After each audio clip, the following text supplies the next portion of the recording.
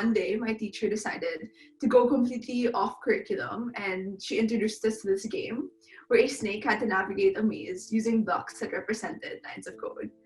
That was the first time that I realized that the apps and the websites that I had pretty much relied on a day-to-day basis were made using code. And that's also when I realized that I wanted to be able to learn this mysterious language of computers and partake in this future of technology. When I asked my teacher if we would be able to learn more about programming in the classroom, I was told that no, unfortunately, it isn't part of the national computer curriculum, but I could go online and engage with free CS tutorials from there. So that's what I did. For the rest of middle school and early high school, I would look up free computer science tutorials, how to learn how to code. And that was how I kind of self-taught myself different CS skills. Fast forward to high school, and I started being asked all these questions about my future, about what majors I wanted to apply for, what schools I wanted to potentially go to, and what kind of career I wanted to have in 5 to 10 years. In response to many of those questions, I said that I was considering a career in technology. We are in the midst of the fourth industrial revolution, and we've seen advances in robotics, artificial intelligence, the Internet of Things, 3D printing, and genetic engineering.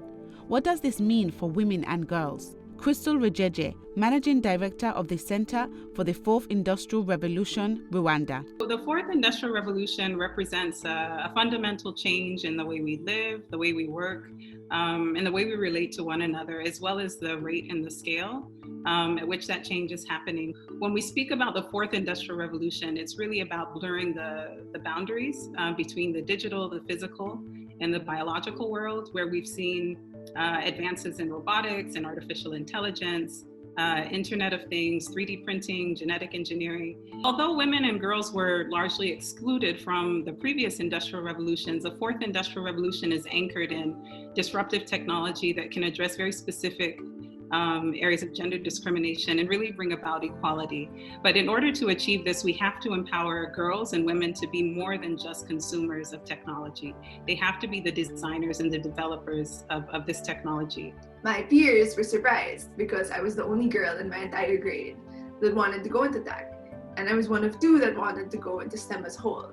The other girl wanting to be a doctor, so very different from my aspirations in tech. I was already thinking about technology for social impact. WeTech is a global youth-run nonprofit organization that aims to educate, inspire, and empower youth from around the world to break gender barriers and use tech to make a difference in society. We have 14 chapters spread across 6 countries around the world, and we're just getting started.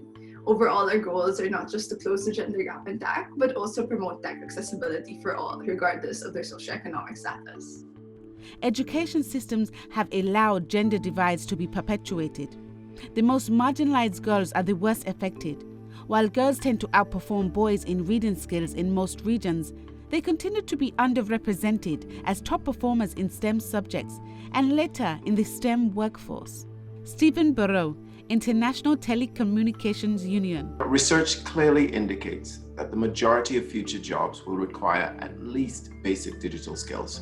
And research also notes that globally, women are much more likely to lack those skills than men are. The issues range from the worst countries where women are outright denied or blocked from learning opportunities to those where it's less obvious but no less present due to systemic social issues. What's particularly troubling now is that unfortunately the learning challenges that women and girls and young women are already experiencing are worsening in the wake of the pandemic, and the need for those skills are becoming more and more critical. We need to work much harder and faster to ensure equal opportunities for girls in digital skills acquisition if we are to fully leverage the potential of ICTs as the foundation of a better future for all. And so what this requires is building skills at the most basic levels of digital literacy to advanced engineering skills. And when we look at the developed world, women represent about 1/4 of the STEM workforce. And if you look at some of the emerging economies, this is a much lower number. And so you'll also find that the numbers are skewed towards science and mathematics, and you have much fewer women in engineering and technology roles. So I think that we have to encourage girls from a very young age to embrace STEM, and we need to help them understand the importance of STEM jobs in the current economy as well as the future of work. The COVID-19 pandemic has forced innovation into the heart of almost every education system around the globe, but left millions of girls in poor rural communities with little, if any, access to learning. How can this change? Nazrin Siddiqa, Brookings Echidna Global Scholar. So we are moving fast to develop the technology, but we are very slow in developing our girls' quality education standard. We are not giving emphasis for reducing or resolving multiple level barriers for women and girls in STEM education and school and career. So it is a total imbalance if we give emphasis for technology, emerging technology, but if we do not give emphasis for our rural girls and women. A recent report by ITU's Equals Access Coalition indicates that the world's least developed countries have women at 33% less likely to have internet access than their male counterparts. This unequal access to ICTs is not a new phenomenon, but the connectivity chasm has taken on a much greater and more alarming amplitude in the wake of the COVID pandemic, as women are once again bearing the brunt of the social and economic consequences of the crisis. COVID-19 has exposed, many of the stark inequalities in education, particularly in many emerging economies. And so, there's first the issue of access, and that's access in terms of devices, in terms of the cost of data. But secondly, there are also many girls who've been disproportionately burdened by chores at home when they're supposed to be at home continuing their learning remotely. We knew that in order to really embody this principle of equality, we couldn't just make this 50-50 in the tech industry just from the upper strands of these socioeconomic, spectrum. We needed to make sure that 50-50 was diverse and came from multiple backgrounds. In essence, the Women in Tech Teach program really aims to go out into communities and bring technology education to communities with little to no access to tech.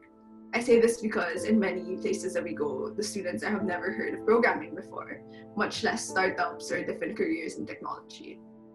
We aim to normalize that going into STEM just doesn't mean being a doctor or an engineer. And we also aim to bring about this mindset that you don't have to associate different careers with different genders, and that you can be anything you want as long as you are 100% like your most authentic self. Why are there so few women and girls in the world of science, maths, engineering, and technology? Multiple barriers are holding women and girls back. Poverty, lack of affordable access to devices, lack of exposure to ICTs, lack of training in digital literacy, lack of relevant content, particularly in local languages and in formats that can respond to women's low literacy rates in those poorer countries. Concerns about online safety, entrenched gender stereotypes and cultural norms, and a lack of visible female role models in an industry that is still overwhelmingly dominated by males. Looking back, I think the feedback that hit me the hardest was when a teacher told me, "Audrey, parang di ka bagay sa tech," which means, "Audrey, you don't seem like a good fit for technology." And hearing this as a young teenage girl from a teacher that I had very much looked up to was a pretty low blow. And when I really thought about her words, I kind of agreed in that I also couldn't imagine myself in the tech industry because I realized I couldn't even name a single woman in tech. When I thought of big figures in the tech industry, leaders in the tech industry, I thought of Mark Zuckerberg, Bill Gates, Elon Musk. So basically middle-aged Caucasian men that I had very little in common with. And that's when I decided that in order to know the stories of women in tech, diversify the tech scene, I needed to go out there and seek their stories myself. When it comes to attracting female talent into the sciences, having a role model is crucial. Sanjala Kaufman, the Deputy Division Director of NASA Earth Science. It all started with the moon landing that inspired this young girl from Costa Rica when she was 7 years old. And at that point, it was just fascinating to me that men could walk on the moon.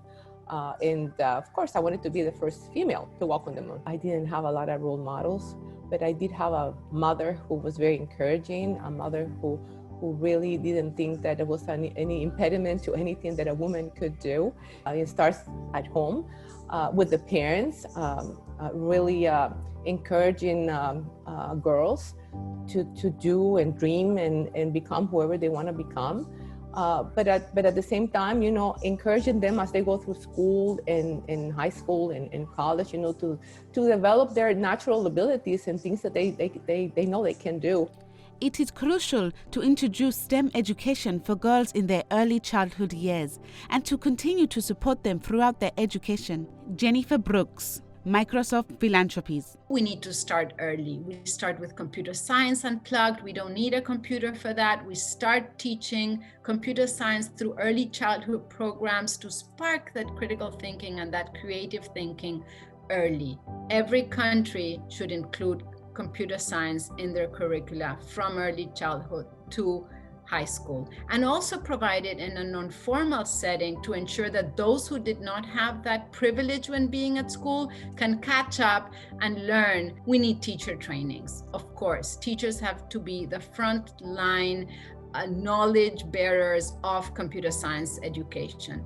Teachers clearly have a significant role to play. How can we equip STEM teachers with the skills they need to break down gender stereotypes in the classroom and encourage girls to pursue STEM subjects and careers? Catherine Collin coordinates the UNESCO CAP-ED program in Niger. In Niger, our UNESCO Capacity Development for Education program is focusing on teachers, and that can be from supporting teacher training to helping the government develop its national teacher policy. Based on the study that we conducted in the Tillabéri region to understand why girls were performing less in STEM than boys, we concluded that focusing on teachers would have the most impact to improve girls' performance, to improve their retention rates, and also their learning outcomes. So we wanted to create a snowball effect. We believe that by helping teachers, social change will come. And with the gender-responsive pedagogy, girls will participate more in class, and ultimately they will perform better, and this will begin then to tackle stereotypes. What needs to change in education to close the STEM gender gap and gender-digital divide more generally? Rita Bosunaf, African Union International Center for Girls and Women Education in Africa. What is important is to ensure that we have gender-sensitive teaching and learning environments. What do we mean by this? By this, we mean that it is important to have the curriculum, which is gender sensitive, the teaching and learning resources, which are gender sensitive, the administrative background, the environment, which are gender sensitive. If we look at the curricula, especially in the African continent, a lot of the teaching and learning materials are still gender biased, where we see the girl or the woman being depicted as being the housewife, as being a cook, or being a hairdresser. And the men, of course, being, the working in construction, being a plumber. So in our textbooks, in our teaching and learning materials today, it is too much gender biased. And these gender biases need to be changed, need to be removed, because our children are growing up with those gender stereotypes. Considering this, we launched a pilot in 15 schools, secondary schools, and for that we developed modules and teaching guides that are free of gender biased stereotypes. Next, we train 130 teachers and principals in gender responsive pedagogy in STEM subjects specifically. As role models are so crucial, we tried to train a high number of female teachers so that girls could identify with them. At the school level as well, head teachers plays a very important part in raising awareness in local communities and supporting teachers, which helped everyone work together. The pilot was expanded to additional regions in the country and to other primary schools, benefiting in total some 9,500 teachers and education staff. We then integrated training modules in all teacher training institutions for primary level teachers in the country. Secondary level is to follow. This means long-term change. 5,000 gender-responsive and empowered teachers are now entering the education system every year. This is now reaching an estimated 500,000 students, 40% girls, with access to gender-responsive education. What more can be done to help girls see themselves as scientists, mathematicians, and leaders in technology? What does a girl-centered approach to STEM education look like, and how can we be part of the solution? Lauren Rumble, UNICEF. UNICEF, together with governments and businesses, is spearheading a global program dedicated to girl-centered learning. In over 18 countries now, we have active programs supporting girls' skills and training designed by girls themselves. We believe, based on evidence, that in order for girls to learn and thrive, specific learning opportunities for them to learn and thrive must be girl-centered. First, girls must be co-designers and managers of any program that we support, ensuring that the programs are tailored to girls' realities and also incorporate their feedback during program implementation. Second, we need a multi-pronged curriculum that includes STEM, but not alone. It must also include foundational, informational, and digital skills, like digital safety and literacy. Thirdly, we need safe spaces for girls to learn, such as dedicated digital labs and learning platforms, after-school clubs. And we need to link these spaces with female mentors and coaches who can help transition girls to support services when they're needed, as well as work experience programs. How can we promote girls' STEM learning outside of the classroom? We had formed many science club, environment clubs, STEM club in Bangladesh. So our experience says that when we had formed a science club, and if it is a girls-led science club or STEM club, they really do better and they can help other girls too. And we found that they can do good for the future career. So this type of extracurricular activities and girls club are very important. And exchange programs like the urban students and teachers can come to the rural area, and rural students and teachers can come and take the opportunities in urban schools. How can technology provide tools to help them break down barriers which keep girls and women from accessing learning opportunities, participating in the workplace, and making their voices heard? The role of technology in breaking gender barriers is that technology basically democratizes access as long as you have a laptop, as long as you have a Wi-Fi connection. In this day and age, we aren't limited anymore by what we can learn just in the classroom. We can learn things online. So in terms of breaking the gender gap in tech, technology is such a useful tool because it doesn't just provide mentors, it provides resources, it provides community. So essentially what we want to be able to do and achieve with WeTech, and hopefully with partnerships as well from other organizations, is really this future wherein there are no limits to what a child can learn because they don't have access to tech, so that they in turn can build, create, and represent their communities and using tech for social change. Education systems cannot drive such transformative change alone. Who needs to be at the table?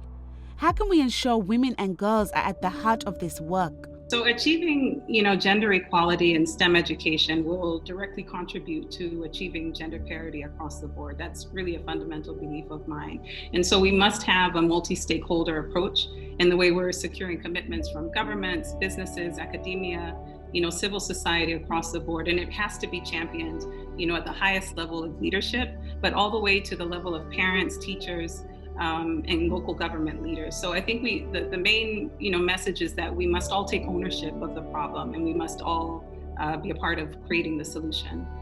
We all need to recognize first that this is a challenge, to understand and appreciate that in our world, empowering women empowers society. And then we need to start making a concerted effort to understand that digital skills are where the future is going to be taking us. And then we need to really focus on making sure that women and girls can participate and can lead in this area. We really need to encourage all private sector and public sector to come together in a multi-stakeholder approach to support access to computer education.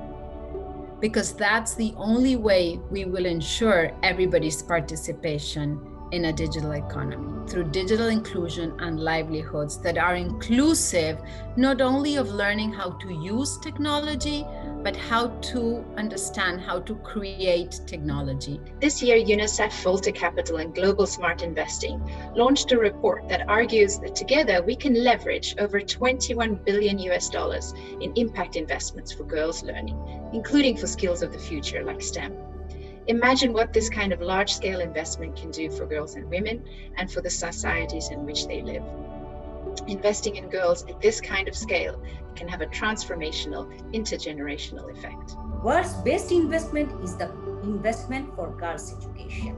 And in this context of the word, I will add that the best investment is to invest for the girls' STEM education, girls' quality STEM education. And if we can give support girls for quality STEM education, they will pay it back successfully in future to make a better world. I tell this to young girls, the nature of your birth does not dictate the person that you can become. So you can become anybody you want to. Just put your mind to it, then apply yourself. So my message to girls and young women who want to have a future in a STEM career is to just feel the fear and do it anyways. If you have a dream and you want to become the person that you want to become. So it is important to have that dream and really stay true to it. The most wonderful thing, or one of the most wonderful things I think about being a part of Gen Z, is that we can connect with absolutely anybody around the world as long as they also have that bare connection to technology, to the internet. And that's something that I'm seeing empower a lot of young girls from around the world, and not just launching their own initiatives like me, but also in sharing their voices and their stories, hence sending forth or getting us closer to gender equality every single day.